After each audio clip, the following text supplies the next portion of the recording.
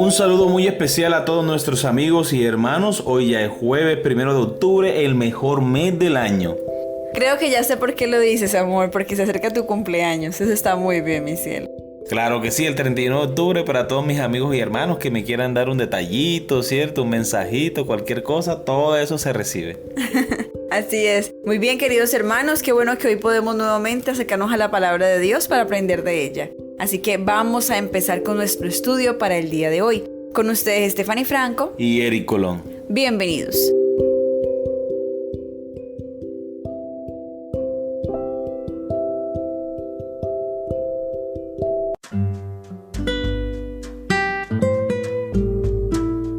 Los que desprecian la autoridad, el título de la lección para el día de hoy. A algunos les cabe la expresión estudiantes innatos en el aula. Casi no necesitan estudiar para obtener excelentes calificaciones. Asimilan el material con facilidad. Pareciera que el conocimiento se les pega.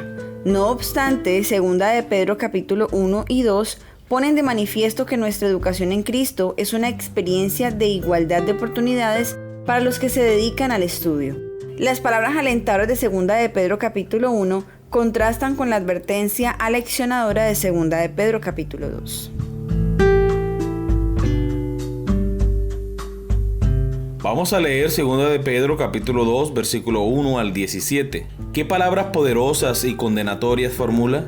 Al mismo tiempo, en medio de esta aguda advertencia y condenación, ¿qué gran esperanza se nos promete? 2 de Pedro capítulo 2 versículos 1 al 17. Hubo también falsos profetas entre el pueblo, como habrá entre vosotros falsos maestros que introducirán encubiertamente herejías destructoras y hasta negarán al Señor que los rescató, atrayendo sobre sí mismos destrucción repentina. Y muchos seguirán su libertinaje, y por causa de ellos el camino de la verdad será blasfemado.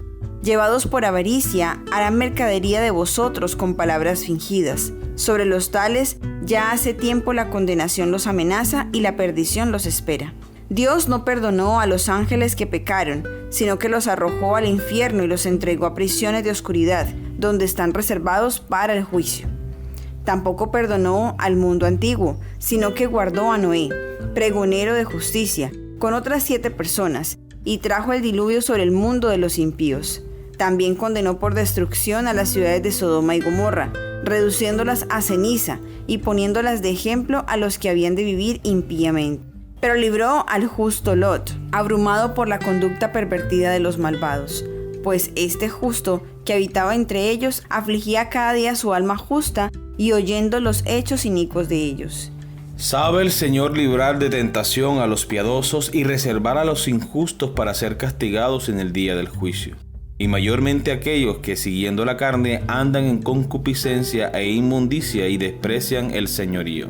Atrevidos y contumaces no temen decir mal a las potestades superiores, mientras que los ángeles, que son mayores en fuerza y en potencia, no pronuncian juicio de maldición contra ellas delante del Señor.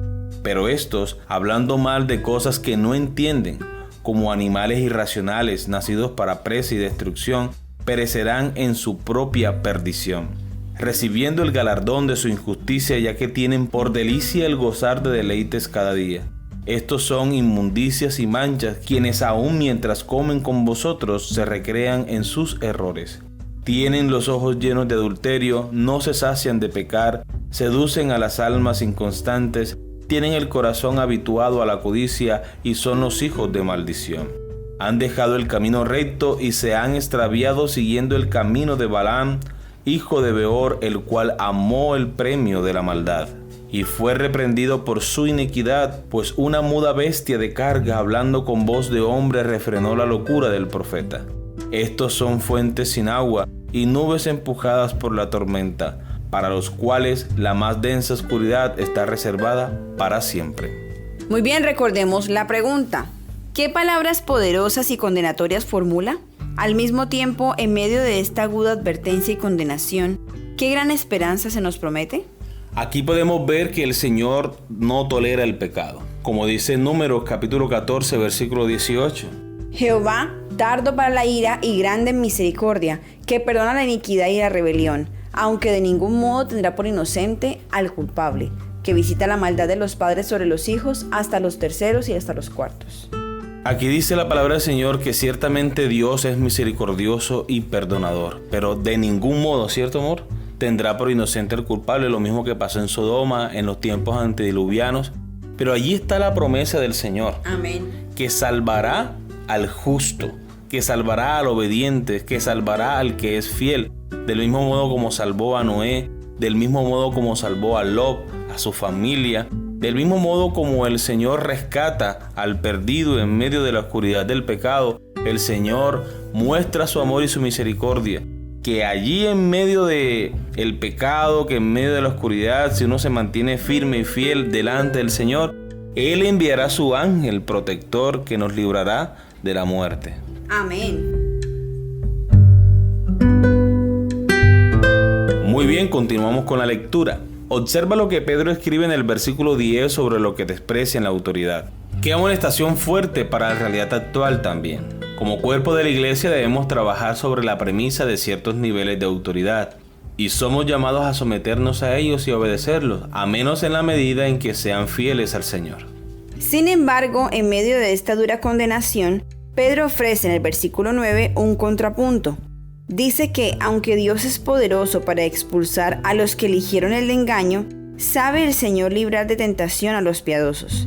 Es posible que parte de nuestra educación cristiana consista no solo en evitar la tentación, sino también en conocer las muchas formas en que Dios puede liberarnos de ella y cómo puede ayudarnos a protegernos de quienes introducirán encubiertamente herejías destructoras, como es 2 de Pedro capítulo 2 versículo 1.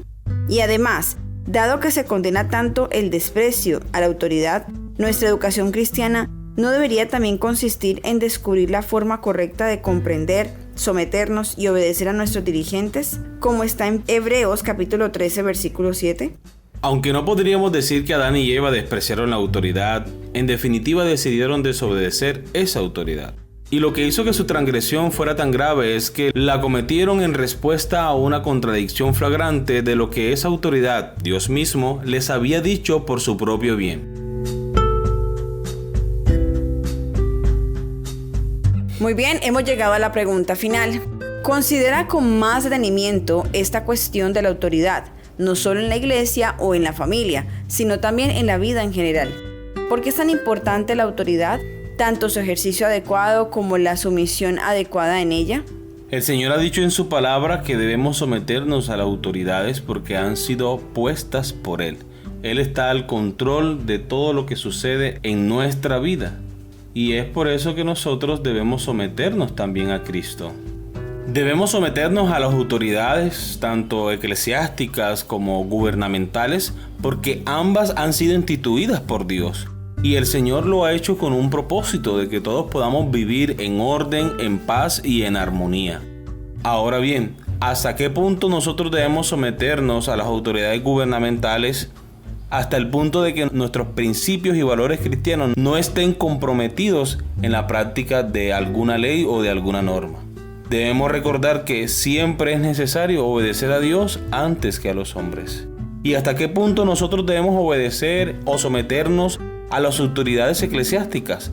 En la medida en que su testimonio vaya de conformidad a los principios de la palabra de Dios. No podemos reconocer a una persona como líder de nuestra iglesia cuando ésta no vive con los principios que la fundamentan. Como hijos de Dios debemos tener en cuenta que respetar la autoridad es sumamente importante. Y esto también lo digo porque cuando nosotros obedecemos la ley de Dios estamos respetando la autoridad de Dios sobre nosotros. Porque Él es Dios, nuestro creador, y Él sabe por qué nos lo está diciendo. E incluso hemos comprobado que es por nuestro bien. Pero creo que este punto cobra mayor importancia incluso en estos días. Creo que con mayor fuerza, porque los jóvenes no quieren respetar autoridad, porque los jóvenes hoy en día todo lo discuten, todo lo cuestionan, y pareciera que es normal, pareciera que está bien que lo cuestionen todo, pero no es así. Cuando un padre le dice a su hijo, vete a dormir, porque ya son las 9 de la noche, el hijo siempre quiere saber, pero ¿por qué? Pero es que yo no quiero, pero no, ahorita no, yo puedo acostarme más tarde. Y hay una discusión en la cual el padre empieza a tener que dar explicaciones de cada cosa que va a hacer. Y la verdad es que creo que Dios ha puesto a los padres allí para que puedan guiar a sus hijos y sus hijos deben tener la humildad necesaria para decir sí papá, sí mamá y obedecer. Porque es lo que Dios quiere que hagamos como hijos.